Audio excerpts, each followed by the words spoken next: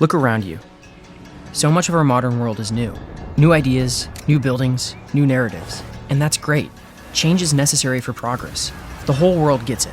So how is it possible that despite all this progress, we still learn in the exact same way our grandparents did? Our education is evolving so slowly. But why?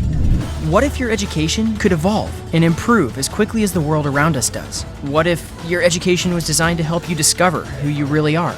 If students were created like co-creators instead of just products? If there was a space meant to build connections between teachers and students? A place where safe space doesn't mean you'll be shielded by censorship. Where liberty isn't just what you learn, but how. Your education should keep up with the rest of the world. And now, it can.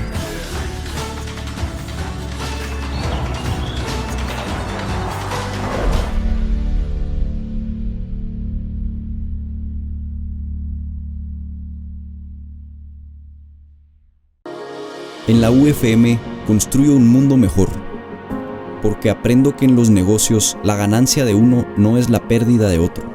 Aprendo a tomar decisiones en base a juicios éticos. Aprendo a tener sentido crítico, discuto ideas, refuto argumentos y justifico lo que pienso. Aprendo que la educación es un proceso de descubrimiento. Busco ir un paso más allá de mi deber ordinario. Busco la coherencia entre mis palabras y acciones. Busco una vida con sentido. Porque sé que cada individuo es un ser único e invaluable. Sé que el humano es feliz al ser libre. Sé que poseo un héroe en mi alma. Sé que tengo la libertad de escoger mi destino, porque soy responsable de mis acciones. Soy emprendedor, soy feliz y soy libre.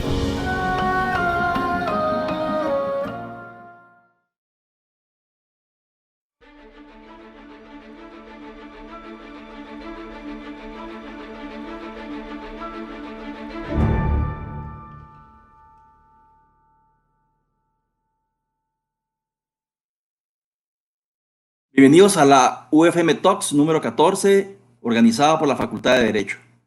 Quiero recordarte que esta será una serie de 20 talks acerca de diversos temas desde las diferentes facultades y departamentos de la Universidad Francisco Marroquín. Tengan todos ustedes muy buenas tardes. Los saluda Juan Carlos Casellas Gálvez, quien va a estar moderando este UFM Talks, escenarios en el ámbito del derecho pospandemia. Tenemos preparado la tarde de hoy una tarde sumamente, una charla sumamente interesante con distinguidos colegas que, como platicábamos hace algún momento, creemos que tenemos todos los ingredientes para tener una charla bastante rica, porque tenemos lo que pudiese decirse el condimento de la experiencia y, por otro lado, ese conocimiento de las nuevas tecnologías de la actualidad que nos ofrecerá también nuestros intervinientes. Todo ello, desde luego, utilizando como contexto la situación actual que estamos viviendo y en particular la preocupación que a muchos nos atraviesa en estos días en el sentido de qué viene después, ¿no? ¿Qué pasa después del post-COVID? Porque si algo es cierto es que esto tendrá que pasar. Así, esta tarde me acompaña Mauricio Duarte, que es abogado y notario egresado de la Universidad Francisco Marroquín con un LLM de la Universidad de San Tomás y que actualmente es asociado internacional para A2J Tech, una empresa situada en Denver, Colorado. Y también nos acompaña el licenciado Canis, un experto laboralista cuya trascendencia es conocida acá en nuestra Guatemala.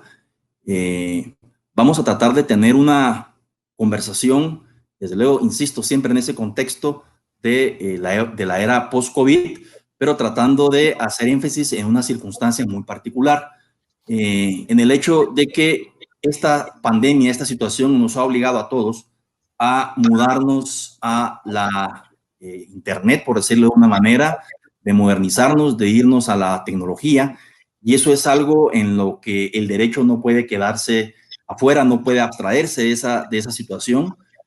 Comentábamos antes con mis colegas panelistas que quizás hubiera sido más atractivo para todos nosotros que estos cambios hubieran sido por iniciativa propia y que no ocurriera como muchas veces, sin que esta sea la excepción, que estos cambios vengan desde fuera, ¿no? Factores exógenos que nos obligan a mudarnos a esta nueva realidad, a esta realidad virtual, a esta realidad tecnológica, a la cual tiene, insisto, que acomodarse el derecho. Quizás en una de las áreas que más inciden dentro de las libertades de nosotros, los ciudadanos, como es el ámbito de la contratación, ¿no?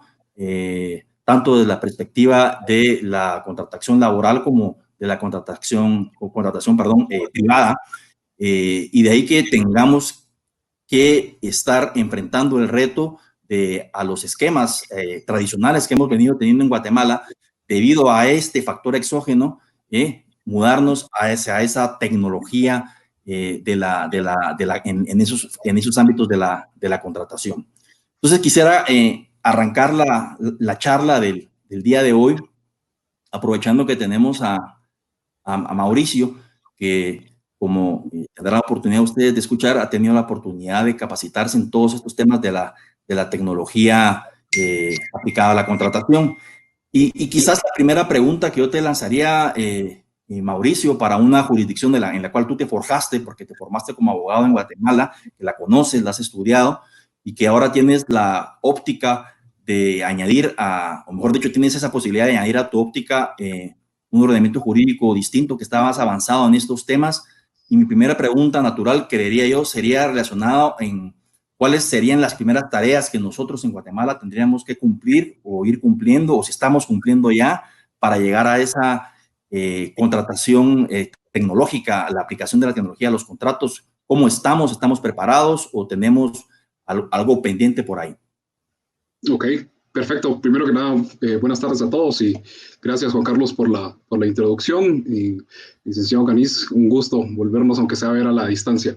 Y para tal vez responder brevemente la pregunta en cuanto al esquema de contratación y qué nos hace falta, por así decirlo, para tener un proceso de transformación digital hacia el tema de contratación, creo que hay 3 elementos muy puntuales que nos hacen falta. Y el primero, yo diría que es conocimiento de las tecnologías que existen y que sirven para la contratación. ¿Eso qué quiere decir?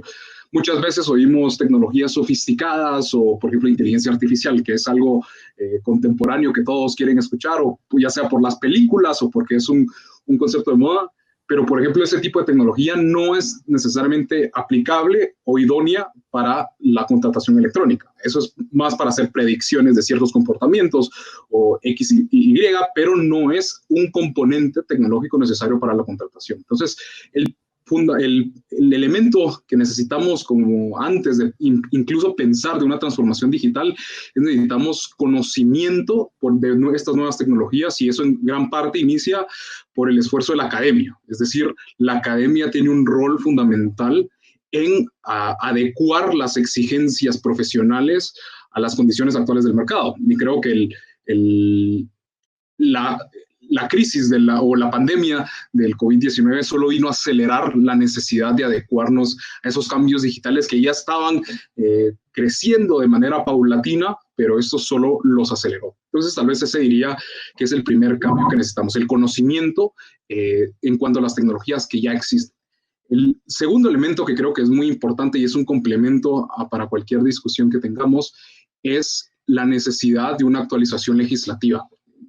Eso creo que ya no es un tema que depende de nosotros abogados, sino depende mucho de los funcionarios públicos o de los congresistas en este caso. Obviamente no vamos a entrar a discusiones políticas de las situaciones actuales del Congreso, pero este segundo elemento es muy importante, incluso a nivel mundial, incluso en Estados Unidos.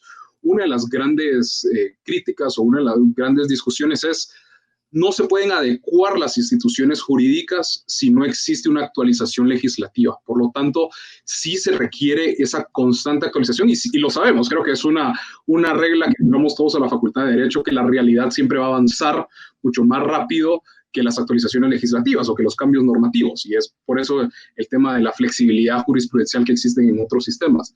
Pero la tendencia que está surgiendo ahorita para hacer esa actualización legislativa como un proceso un poquito más eficiente y un poquito más acelerado, se están construyendo lo que se denomina en inglés como sandbox, o son cajas de práctica, como el arenero, por así decirlo, si hacemos la traducción al español, es un arenero legislativo, en donde se hacen cambios, modelos o prototipados de regulaciones que podrían existir en estas exigencias digitales, y sobre eso se analizan los efectos o repercusiones que podría tener. Y ese segundo, como digo, ese segundo elemento sería la actualización legislativa. Y por último, el último elemento que considero que es muy importante para llegar a un proceso de transformación digital, especialmente en la contratación, es un poco de apertura y flexibilidad por parte de incluso el profesional del derecho. ¿Por qué lo digo? Porque muchas veces, cuando vimos, por ejemplo, firmas electrónicas, que en Guatemala ya existe, tenemos una ley que regula las comunicaciones electrónicas y las firmas electrónicas, muchas veces los abogados somos muy renuentes a incorporar esos cambios porque lo desconocemos.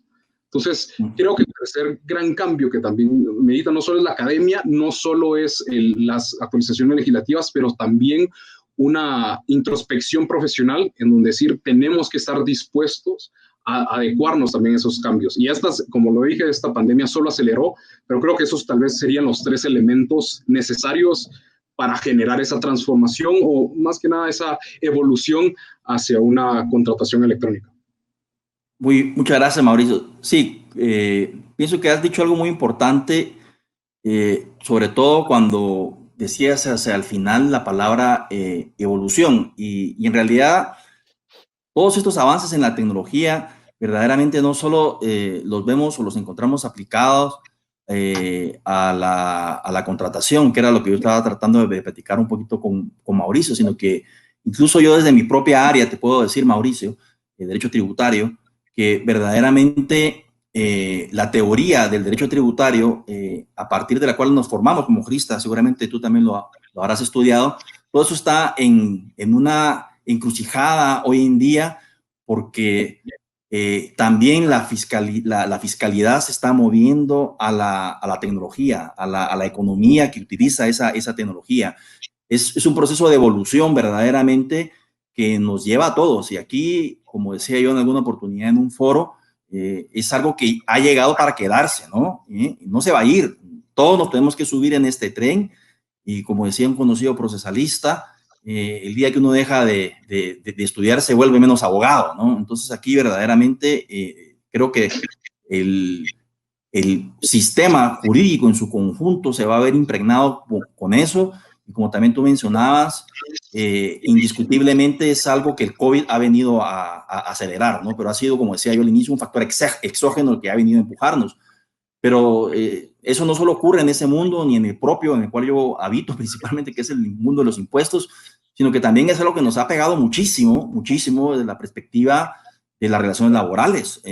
Porque de la noche a la mañana, con las disposiciones presidenciales, que en el fondo son disposiciones de observancia general, que si no son leyes, tienen fuerza de ley, pues vienen a limitarnos nuestros derechos y nuestras libertades, y resulta que circunstancias tan habituales como ir a la tienda, como diríamos en buen español de Guatemala, no lo podemos hacer, mucho menos ir a trabajar, ¿no? Y resulta que también nuestros poderes públicos han debido reaccionar en ese ámbito, ¿no? Por ejemplo, ese famoso artículo, corrígeme, licenciado Canis, si me equivoco, el famoso artículo 72 del Código de Trabajo, que hablaba de la suspensión colectiva, individual de las relaciones laborales, que ahí estuvo no sé cuánto tiempo sin normarse, ¿no? Imagínense el Código de Trabajo desde cuándo viene, y ahí estaba esa disposición normativa, sí, que tiene que haber un reglamento, y ese reglamento nunca se emitió, y tuvo que venir el COVID a empujarnos nuevamente, ¿no? A reaccionar. Imagínense ustedes una legislación que ordenó el legislador desde los años 40, ¿no? Y que ahora en el año 2020 finalmente viene a estirar las piernecitas, ¿no? Entonces, yo creo que también es sumamente importante que reflexionemos un poco de cómo a raíz de esta situación, también en el ámbito de las contrataciones, hemos debido adaptarnos a esa realidad, a esa tecnología y desde luego lo que a todos nos interesa, ¿no? O sea, ¿cómo va a quedar esto después, no? O sea, el teletrabajo se va a mantener, se va a quedar, va a ser una moda. En fin, licenciado Canis, si usted pudiera compartirnos sus primeras apreciaciones con relación a estos temas introductorios. Perfecto, Juan Carlos, claro que sí, con mucho gusto. Primero, maticemos que el Código de Trabajo sí surge y está vigente desde el 1 de mayo de 1947, por medio del decreto 330, 1 de mayo de 1947. Impensable, obviamente, para ese 1947 hablar de tecnología en derecho, hablar por ende de abogados virtuales, hablar de todos esas, del teletrabajo, del trabajo a tiempo parcial, impensable totalmente, impensable totalmente. Pero claro que sí, hay que hacer eco a lo que nos matiza muy bien Mauricio. El derecho laboral y las relaciones laborales pues no se quedan fuera de ese contexto, fuera de ese impacto y fuera de los desafíos que tiene que enfrentar el derecho del trabajo. Y uno de ellos, precisamente, es ese teletrabajo. Las suspensiones están reguladas también en 10 artículos del Código de Trabajo, del 65 al 75, y ahí está ese 72, que de una u otra manera, viene a reflejarse en cuanto a la necesidad, porque una de las causales, dice el Código de Trabajo, para generar suspensiones totales, es decir, individuales o colectivas totales de los contratos de trabajo, son las causas de fuerza mayor. Y precisamente en las disposiciones presidenciales de estricto cumplimiento, ya desde la primera, se determinó que el COVID generaba una causa justa de suspensión de contratos de trabajo. Y entonces, bajo ese amparo y bajo el amparo también del artículo 71, 72, 65 del Código de Trabajo, vienen y se determinan las suspensiones individuales o colectivas totales de los contratos de trabajo, que son las dos que está dando asidero el Ministerio de Trabajo dentro del ámbito COVID. Estas que también son beneficiadas con el Fondo de Ayuda al Empleo, que, dicho sea de paso, ha venido beneficiando, y al 21 de junio habían 133,000 trabajadores que han sido beneficiados con ese Fondo de Ayuda del Empleo. Pero si nos salimos de esos escenarios, que aparte hubieron suspensiones, despidos, ajustes salariales o reducciones de salarios, que han motivado también a la flexibilidad en las relaciones laborales, también hay que darle asidero y entrada a ese teletrabajo que usted muy bien citaba, Juan Carlos, que se materializa a través de las tecnologías de la información y la comunicación. Ese teletrabajo, ese trabajo a distancia, ese trabajo remoto, ese trabajo, sí, por medio de esas tecnologías de la información y la comunicación, revoluciona totalmente, el cual incluso debería de ir paralelo al tiempo parcial, que son dos de los aspectos que el COVID vino a acelerar, el teletrabajo. Veamos nosotros cómo en las disposiciones presidenciales, desde la primera inclusive, instó el señor presidente a hacer uso del teletrabajo.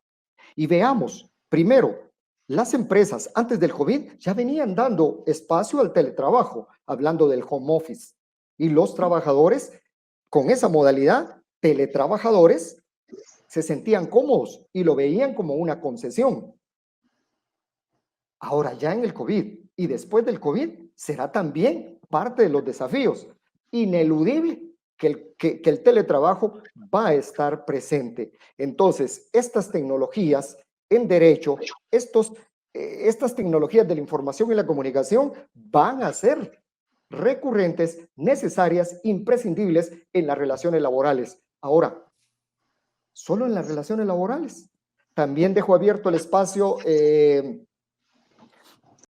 Juan Carlos, y Mauricio también, que también el derecho laboral va a estar influenciado en los juicios virtuales, en los abogados digitales, en las audiencias virtuales. Definitivamente, no hay otro espacio que darle cabida a esa tecnología en la justicia laboral y en las relaciones laborales también. Eso como aspecto introductorio, Juan Carlos. Muchas gracias, Leonel. Mauricio, no sé si quieres aportar algo o mudamos un temita por ahí. Yo tal vez solo adherir un poco de las connotaciones o las implicaciones que ha tenido en el derecho laboral. Por ejemplo, yo una de las cosas que me sorprendió, y dentro de todo, aunque uno no lo crea, siento que el Ministerio de Trabajo ha sido bastante activo en tratar de innovar. Por ejemplo, la presentación digital de contratos individuales de trabajo vino a ser ya uno de esos pequeños esfuerzos que se necesita, pero no solo es por parte del Ministerio de Trabajo, sino se necesita a nivel institucional de los demás cuerpos del Estado que en un momento dado tengan esa iniciativa. Y como lo dijo el licenciado Canís, por ejemplo, ¿cómo afectará la justicia digital o la implementación de cortes virtuales? Por ejemplo, hemos visto ya en las noticias que más en temas penales, pero ya se están celebrando audiencias virtuales. Y yo creo que por esa necesidad de resolver conflictos indistintamente de la rama del derecho, sea laboral, sea mercantil, sea civil, incluso sea vulneración de derechos en el ámbito penal, creo que definitivamente lo que se está viendo en el derecho laboral va a permear en muchas otras ramas del derecho. Y por ejemplo, si lo vemos desde un lado corporativo, muchas veces hablamos del lado laboral, cómo se ha afectado el COVID, pero yo también lo he visto desde el lado corporativo, de okay, cómo celebramos audiencias, cómo celebramos las juntas de accionistas, cuál es el mejor mecanismo, qué herramientas digitales tenemos, cómo podemos firmar. Entonces, hay una serie de implicaciones y discusiones en otras ramas que definitivamente se ven influenciadas también por el tema de la pandemia. Un punto que a mí me venía a la mente cuando escuchaba al licenciado Canís y el teletrabajo, y que lo trataba del trabajo, licenciado Canís, como, por ejemplo, principios tan rígidos de principio de trabajo, conciliarnos con la tecnología aplicada al trabajo, al teletrabajo. Y yo me ponía a pensar, por ejemplo, uno de los aspectos fundamentales de la relación del trabajo es precisamente esa situación de disponibilidad, ¿no? Esa jornada,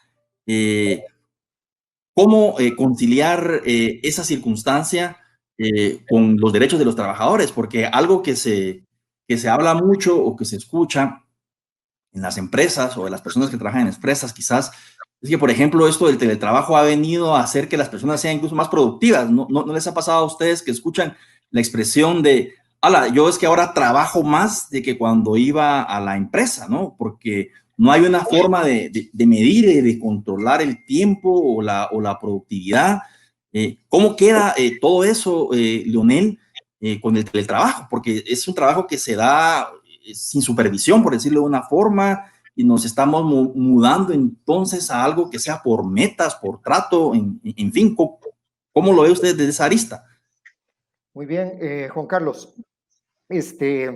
Hemos elaborado ya contratos de teletrabajo, hemos preparado y precisamente un apartado donde matizamos mucho en ese contrato de teletrabajo es en las jornadas de trabajo o en la jornada de trabajo del teletrabajador. ¿Por qué? Porque el artículo 124 del Código de Trabajo efectivamente establece que aquellos trabajadores que trabajan sin fiscalización directa inmediata del empleador no están sujetos a las limitaciones de la jornada de trabajo. Eso presupone que si no están sujetos a esas restricciones de las 6 horas en jornada nocturna, 7 mixtas, 8 ordinarias diarias o la sumatoria semanal, aquellos que no están sujetos a las limitaciones de la jornada, pues tendrán que trabajar 12 horas diarias. Será cuestión de lo que hay que establecer. Yo considero que, aunque sea en teletrabajo, deben respetarse esas horas que ya venía trabajando el trabajador presencial, porque ahora tendremos teletrabajadores y trabajadores presenciales. Entonces, en las mismas 8 horas que él venía trabajando, debe trabajar también en la modalidad de teletrabajo. Pero también aquellos que no estaban sujetos a las jornadas de trabajo, los representantes patronales, los trabajadores de dirección, los trabajadores de confianza y los demás que enlista el 124 del Código de Trabajo, pues deben seguir trabajando con esa sujeción a no más de 12 horas diarias de trabajo. Ahora bien, ahí matiza usted algo interesante, Juan Carlos. Y en otros países, Francia, por ejemplo, ya en Europa básicamente se habla del derecho a la desconexión digital, del derecho a la desconexión digital de los trabajadores. Y eso es razonable y es entendible. Y es más oportuno y más beneficioso pensar en el derecho a la desconexión digital para los empleadores que para los trabajadores. ¿Por qué? ¿Por qué? Porque primero traigamos a colación la definición del trabajo efectivo, legal. Porque si yo pregunto a alguien en términos comunes qué es el trabajo efectivo, me van a decir, mire, es el trabajo bien hecho, es el trabajo bien realizado. Pero desde la óptica legal laboral, el trabajo efectivo es el tiempo en el que el trabajador está a disposición del patrono o a las órdenes del patrono. Y yo todavía le agrego algo más, le quito el punto y le pongo una coma, aunque no haga nada, y que esté a las órdenes del patrono. Entonces, si establezco en el contrato las 8 horas de trabajo ordinarias, y termina a las 4 de la tarde, y le estoy mandando chats, correos electrónicos, dándole órdenes, llamando por teléfono, dándole órdenes, pidiéndole informes, dándole instrucciones, ¿qué estoy haciendo yo como empleador? Estoy generando trabajo efectivo y por lo tanto esa sumatoria en un momento determinado y con la prueba científica que se pueda generar de los medios electrónicos, ¿qué mejor prueba para después demandar o reclamar salario extraordinario? Entonces, sí, el teletrabajo, obviamente, excelente, perfecto, pero también hay que tener cuidado en el matiz de esa formalidad mínima, porque los requisitos del artículo 29 del Código de Trabajo siempre los debe llevar, pero el empleador debe ser cauto en cuanto a redactar muy puntualmente y muy prudentemente y muy claramente ese contrato de trabajo. Perfecto, Juan Carlos. Gracias, Leonel. Definitivamente en el área de la contratación del trabajo, bueno, sujeto al derecho del trabajo, verdaderamente es una de las áreas donde creo que más se ha sentido el impacto en el derecho de la pandemia que estamos viviendo. Pero antes de continuar, me piden que por favor les recuerde a toda nuestra audiencia que ellos pueden realizar sus preguntas, porque vamos a tener unos 15 o 20 minutos de la horita que tenemos destinada para esta interesante mesa virtual de discusión, para que ustedes nos puedan hacer preguntas y nosotros se las podamos absolver. Antes de continuar quizás con mis distinguidos colegas, quizás aportar un poquito de cómo visualizamos el derecho tributario, o en términos más coloquiales, el pagar impuestos en la época post-pandemia. Y creo que no voy a ser portador de buenas noticias, porque yo creo que esa expresión tan conocida de Benjamin Franklin, que decía que en esta vida solo hay dos cosas seguras, y que es la muerte y el pago de los impuestos, yo creo que esa es una máxima que no va a variar, ¿no? Eso se va a mantener incólume. Vamos a seguir pagando impuestos, por más que no nos gusten, ¿no? Bueno, yo el viernes daba una charla a unos colegas en México y uno de los asistentes nos decía, mire, es que yo no estoy de acuerdo con usted porque a mí sí me gusta pagar impuestos. Bueno, pues felicitaciones, ¿no? El punto es que después de la época COVID, antes vamos a seguir pagando impuestos.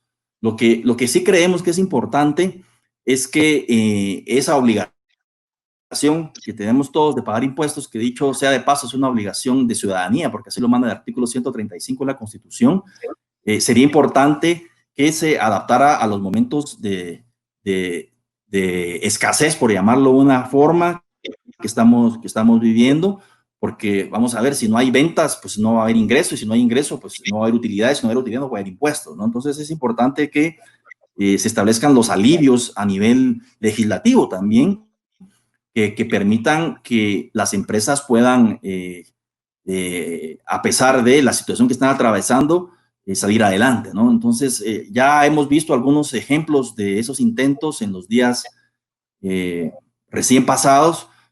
Por ejemplo, se han aprobado diferimientos a ciertos impuestos, al impuesto de solidaridad, recientemente el impuesto de circulación de vehículos, y que en buena medida vienen a aliviar la presión fiscal a la que se encuentran las personas en la medida o entendiendo por esta, mejor dicho, que tengan que cumplir obligaciones tributarias y que no tengan flujo o no tengan ventas para pagar impuestos, ¿no? Ese es quizás el núcleo del problema, ¿no? Es que yo no es que no te quiera pagar, simple y sencillamente no tengo cómo pagarte, ¿no? Y ahí es donde hay estructuras impositivas que colocan al ciudadano en esa situación, que es el caso del impuesto de solidaridad, que lo pagamos con proyección a las ventas del año anterior, o el mismo impuesto único sobre bienes inmuebles, ¿no? Que no discrimina la propiedad y uno es obligado a pagar el IUCI por el simple hecho de ser propietario, ¿no? Con independencia de si el bien se utiliza para vivienda, para actividades comerciales, agrícolas, etcétera, etcétera, etcétera, ¿no? Entonces, creo yo que sí se hace necesario que se aprueben alivios fiscales que sean o que tiendan más a esa justicia tributaria.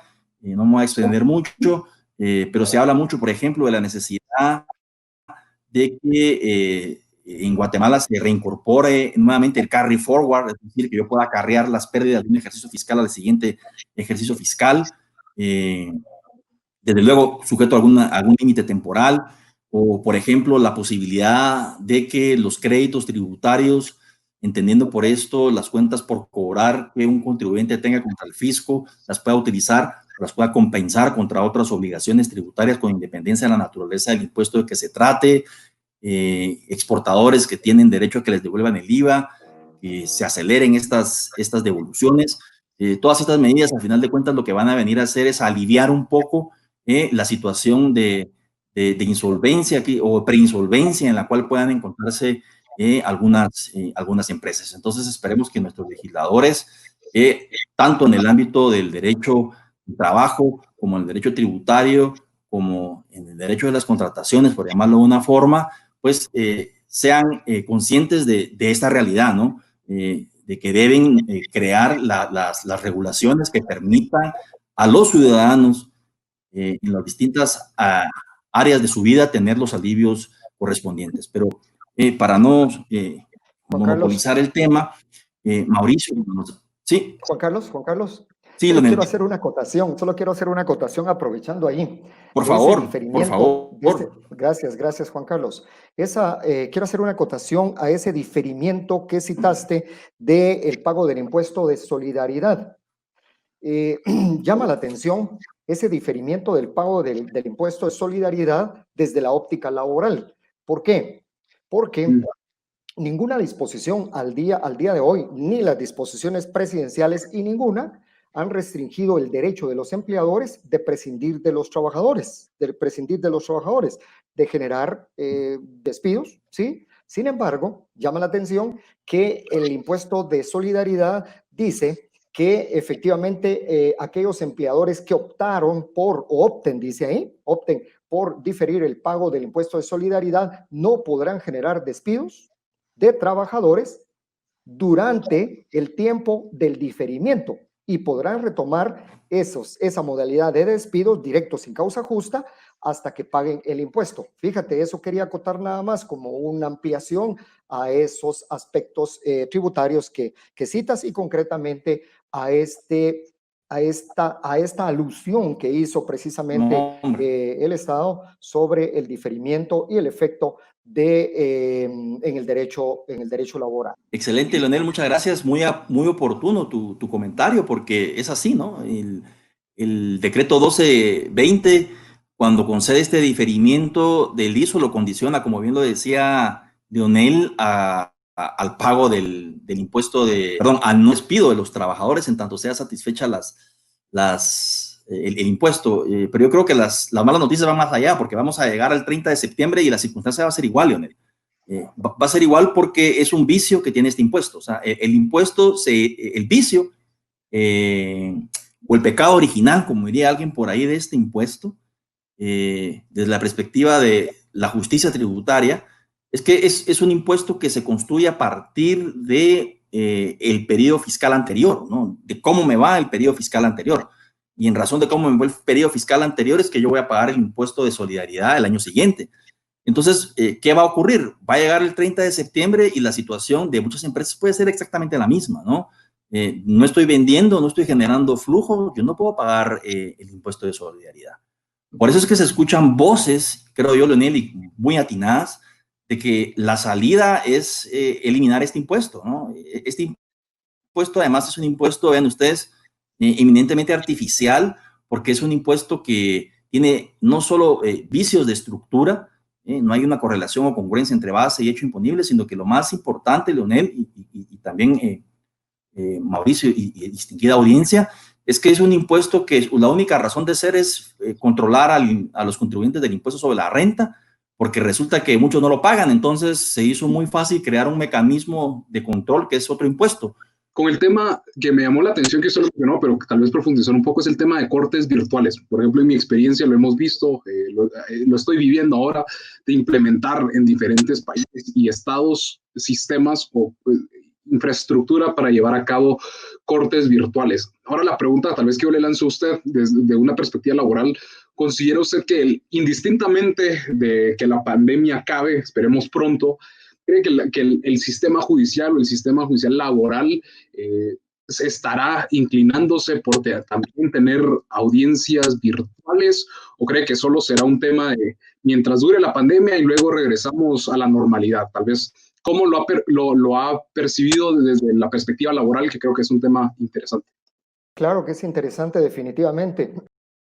Y mi percepción es que primero hay que diferenciar, Yo no hago dos fases.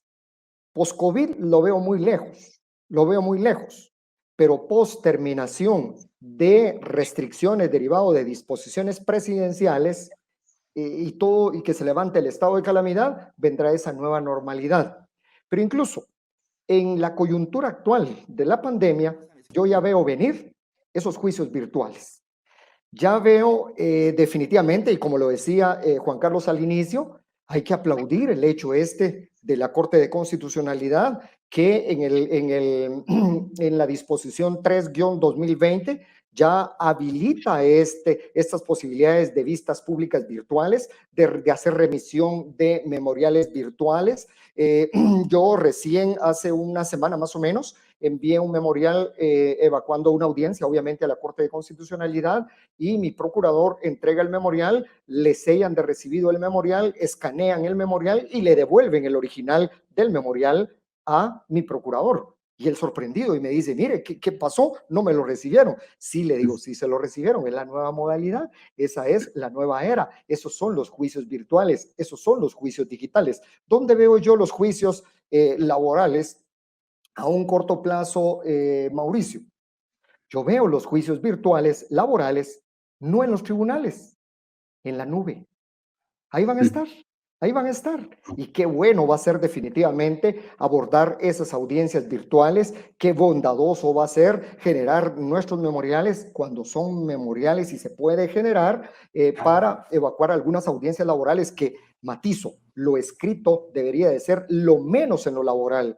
Lo menos en lo laboral. ¿Por qué? Porque nuestro código obviamente insta y está inspirado en la oralidad. Entonces, yo no veo inconveniente, al contrario, aplaudo y veo muy bien el devenir de la justicia desde el ámbito virtual, Y esto no lo veo a largo plazo, Mauricio. Esto ni siquiera tampoco lo estoy viendo post-COVID o post-levantamiento de las disposiciones presidenciales y del estado de calamidad. Esto ya a cuestión de 15 días, 22 días, un mes, espero, vamos a tener ya los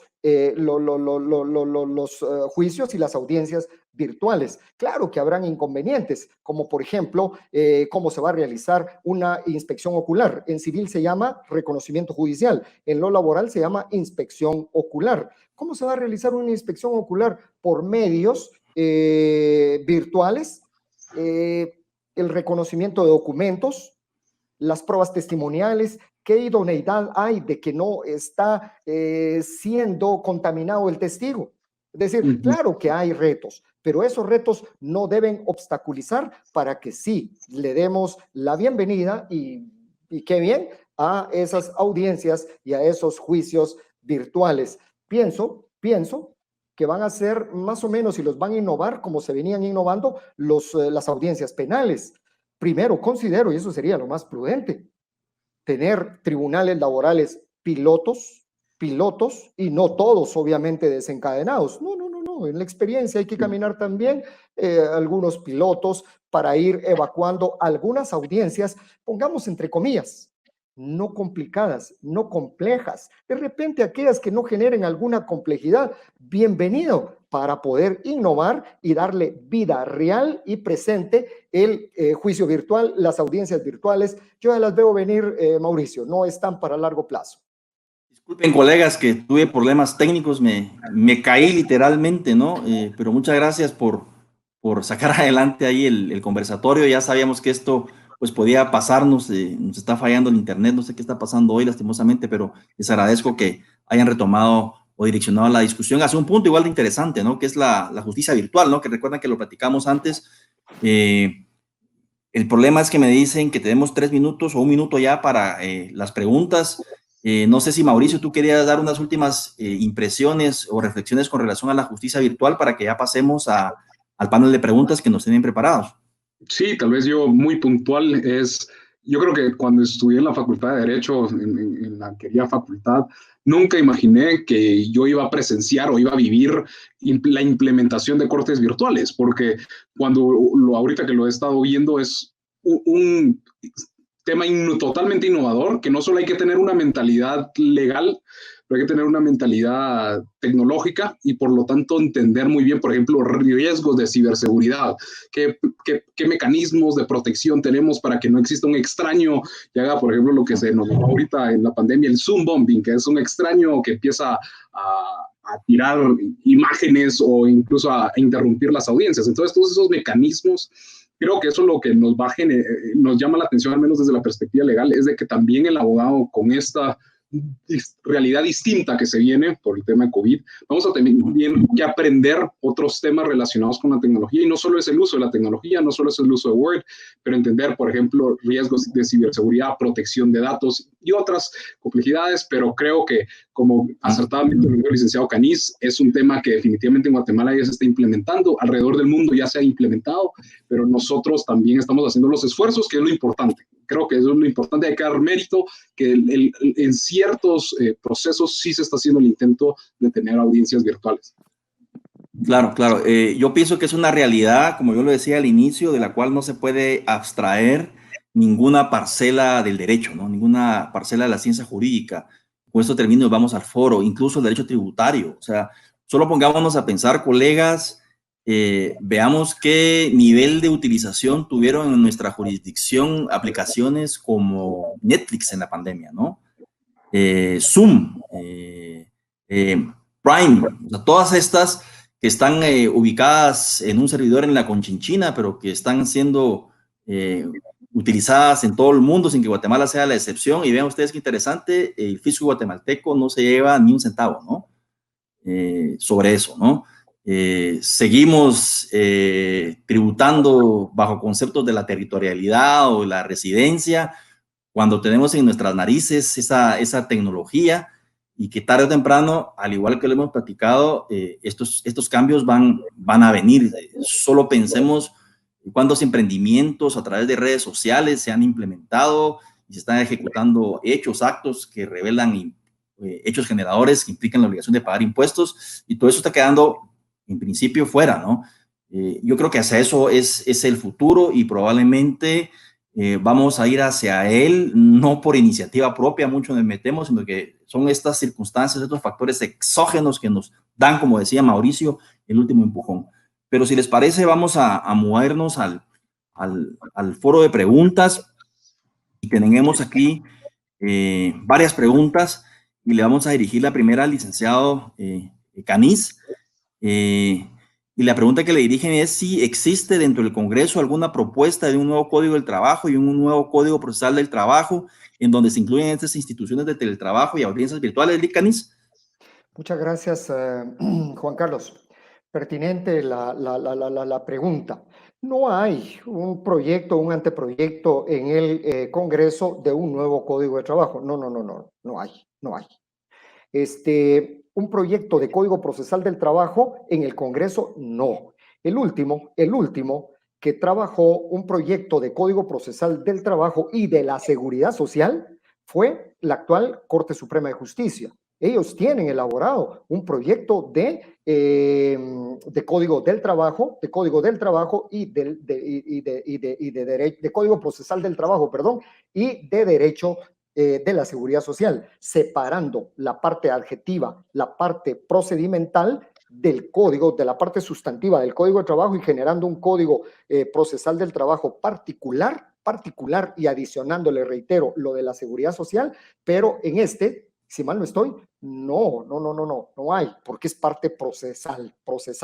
Ahora, en el Congreso de la República, sí hay actualmente 2 iniciativas de ley sobre el teletrabajo, Hay una que adiciona al artículo 160 del Código de Trabajo, lo relativo que norma el trabajo a domicilio, y ahí incrustan o quieren incrustar el teletrabajo modificando el Código de Trabajo. Yo considero que el teletrabajo no es trabajo a domicilio, o por lo menos no debemos enfocarlo desde la óptica del trabajo a domicilio como está regulado en el código de trabajo. Entonces, sí, está ese anteproyecto que quiere adicionar como un plus del trabajo a domicilio el teletrabajo en el código de trabajo. 1. La otra iniciativa de ley es una ley del teletrabajo en Guatemala. Una ley, claro, de unos 8 o 12 artículos, ambas son como de 12 a 15 artículos. Entonces, no hay un proyecto de código de trabajo nuevo que innove o que trate de innovar el teletrabajo. Hay 2 iniciativas de ley en el Congreso, una que pretende modificar el Código de Trabajo para indexar el teletrabajo y otra, una ley independiente, una ley autónoma que norme y establezca el teletrabajo para Guatemala. Muchas gracias, Leonel. Hay varias preguntas y voy a tratar de irlas distribuyendo entre ambos para que no solo uno de ustedes pueda absolverlas. Mauricio, fíjate que hay una pregunta que creo que bien podría responderla. Nos pregunta Pablo Méndez, ¿cuál es actualmente la manera adecuada para celebrar asambleas generales de accionistas? ¿Consideran que es posible la reunión de socios con el notario? Ok, perfecto. Pues primero hay que hacer un poco de contexto histórico y voy a ser muy puntual con la respuesta. Es que se hicieron ciertas reformas al Código de Comercio a partir del 2017, en donde de cierta manera flexibilizaba realizar convocatorias en línea. Incluso no sé si habrán escuchado, pero incluso hace poco salió el registro mercantil con un comunicado que decía si sus estatutos sociales no se encuentra que se pueden hacer convocatorias digitales, no se puede hacer. Entonces, lo primero es también en los estatutos sociales se debe de prever, al menos poder celebrar por medios virtuales las asambleas, las convocatorias e incluso tener la documentación de forma digital. Pero si efectivamente los accionistas los han considerado en sus estatutos sociales, es ahí en donde hacemos el llamado al artículo 15 del Código de Comercio, el famoso artículo 15, donde menciona básicamente la jerarquía de qué es lo que rige en las sociedades anónimas o en las sociedades en general, y es que lo que rige, salvo que no exista una vulneración a normas de orden público, normas imperativas como tal, es lo que los socios han pactado en sus estatutos. Entonces, la reforma del 2017 vino a dar esa pauta que efectivamente se permite. Ahora, el tema importante es si existe o no esa adecuación en los estatutos de una sociedad. Ese tal vez es punto número 1. Y en cuanto al punto número 2, que vino a establecer una cuestión interesante, es, ¿se puede celebrar con presencia en el notario? Y ahí tal vez hay que contextualizar un poco. Si estamos presencialmente con el notario, pues en ese caso podemos levantar un acta notarial y no hay problema. Ahora, ¿qué pasa si queremos que el notario funja como secretario de esa asamblea, pero la estamos celebrando de manera virtual? Es ahí en donde entramos en una discusión y a mí me parece un ejercicio educativo bastante interesante, porque uno ya puede extender la realidad donde dice, bueno, el código de notariado permite elaborar o faccionar actas notariales, y es lo que uno está constatando como notario. Ahora, eso solo requiere que sea presencialmente, porque al final sí también lo estoy viendo desde una perspectiva virtual, así como yo puedo, por ejemplo, faccionar un acta notarial en donde digo qué imágenes o para efectos de prueba, por ejemplo, si estoy viendo una página de internet específicamente, ¿por qué no se puede hacer lo mismo para una junta de accionistas? Entonces, ahí viene una discusión. ahí habrán posiciones de un lado y de otro, pero creo que esa es la respuesta que podría dar. Muchas gracias Mauricio. Había una pregunta, yo creo que ya me elaboraron aquí los colegas, pero que estaba muy interesante porque ponía en conexión el ámbito fiscal y laboral que hemos platicado un poco esta tarde.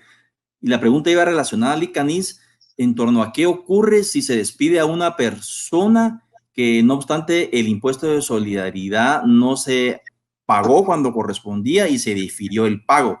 Si eso genera, el Licanis, derecho a la reinstalación, ¿podría eso calificarse como un despido improcedente o injustificado, como lo llama nuestro Código de Trabajo?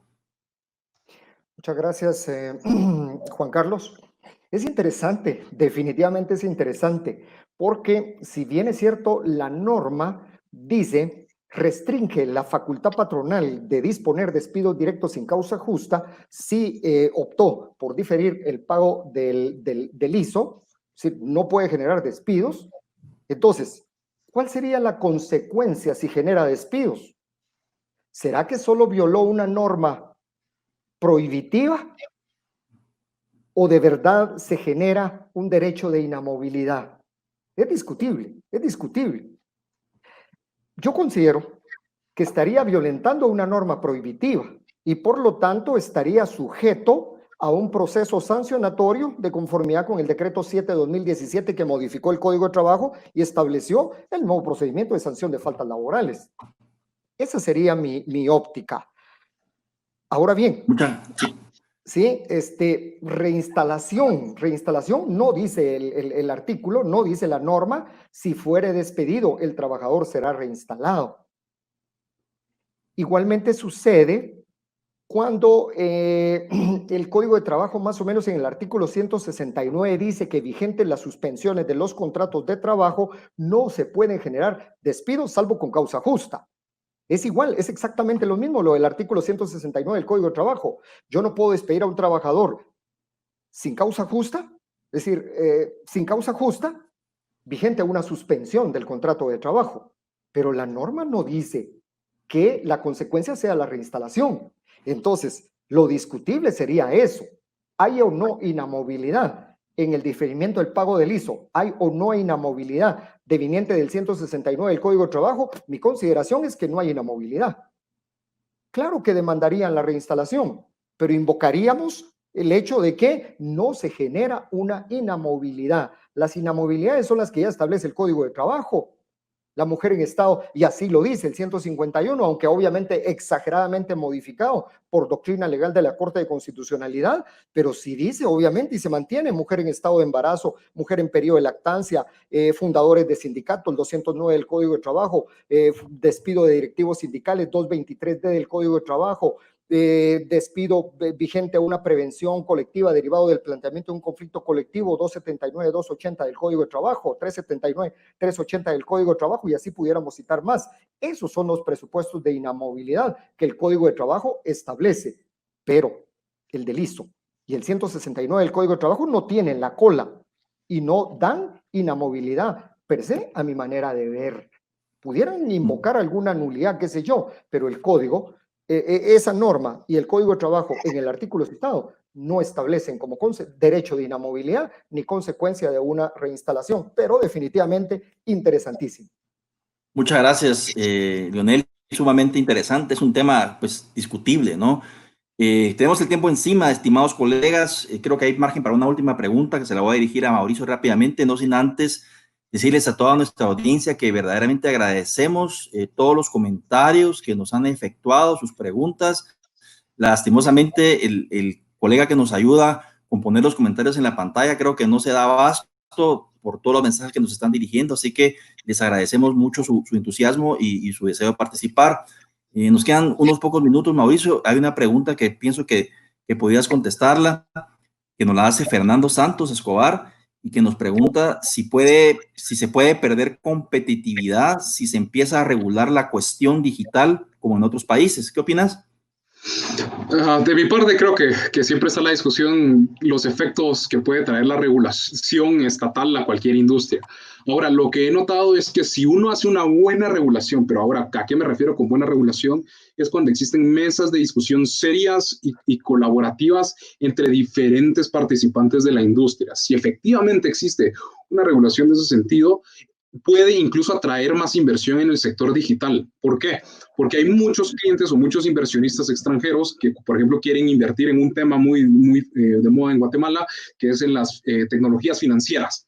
Pero lo que pasa es que nuestras regulaciones financieras en un momento dado son un poco ambiguas en cuanto a cómo adecuarnos a estas nuevas tecnologías. Entonces, muchos inversionistas, por no tener esa claridad y certeza, deciden llevar su capital a otros países que ya tienen una regulación fintech como tal, como lo puede ser México, como lo puede ser Colombia, como lo puede ser Panamá. Entonces, si hacemos una buena regulación con estos trabajos colaborativos, que lastimosamente es difícil porque sabemos las dinámicas del Congreso, pero si efectivamente se logra esa verdadera colaboración para generar una buena iniciativa, definitivamente puede generar un efecto positivo y atraer más inversión al mercado digital.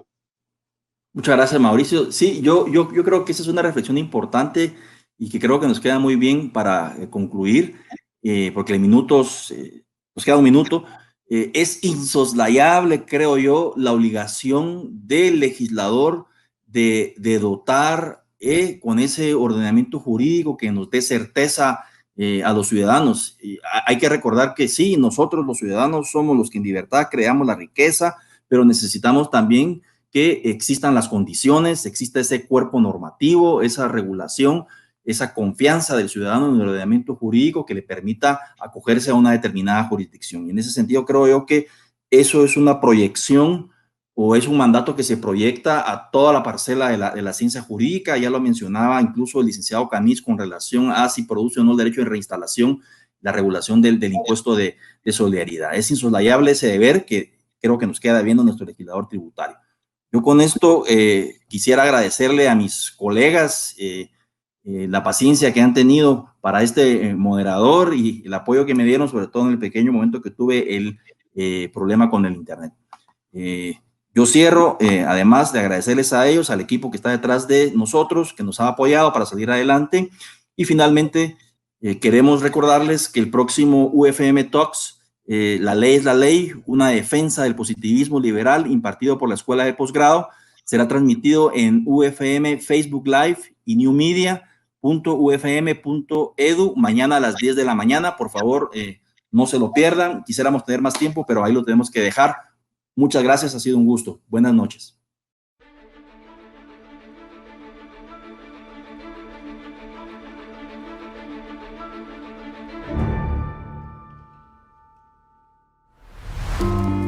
Hoy, el mundo busca cursos en línea. Hoy, el mundo sigue las tendencias del mercado. Hoy, el mundo necesita emprendedores. Hoy más que nunca, el conocimiento se dispersó y la Universidad Francisco Marroquín no cerró. Se multiplicó en diversos hogares.